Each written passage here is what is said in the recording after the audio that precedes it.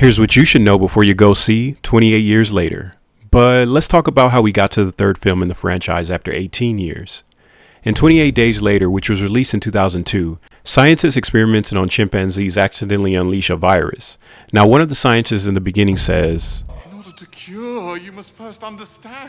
It doesn't specifically state in the movie, but my theory is that they were trying to cure rabies in these chimps and use an experimental cure that ends up becoming the rage virus. The rage virus is a highly contagious infection that triggers uncontrollable violence in the host.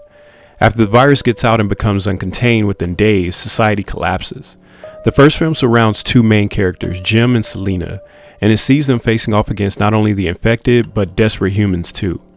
Throughout the film, our main protagonists lose allies and loved ones, and they witness society collapsing around them.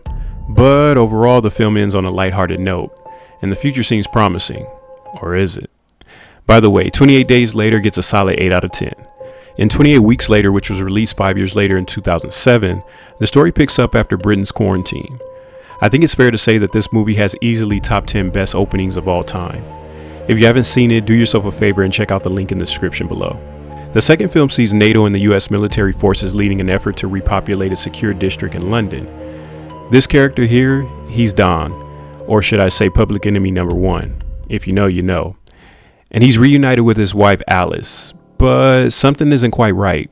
You see, Don's wife was attacked early on in the film, but unlike others who were attacked, she's immune or a carrier of the rage virus. Unfortunately for the world, Don proves why he is probably not the smartest person in this film series.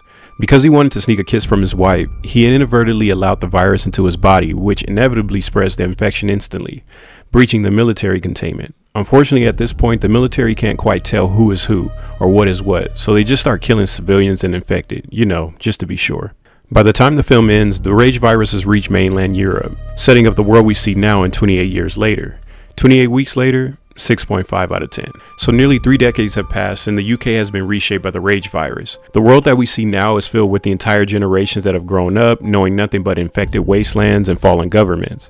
It seems like the virus may have mutated based on what we can see from some infected in the trailers.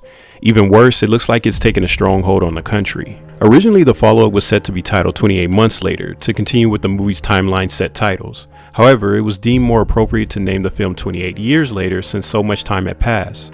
There's a poem that we hear in the trailers. This poem is Boots by Rudyard Kipling, and it's read by the actor Taylor Holmes in 1915. It's been stated in interviews that this film will kick off a new trilogy, hinting towards the exploration of what other horrors the rage virus could bring. The third entry in this franchise is gearing up to be exciting. So what are you looking forward to the most in 28 Years Later? Let me know in the comments below. Remember to subscribe for more things to know like this.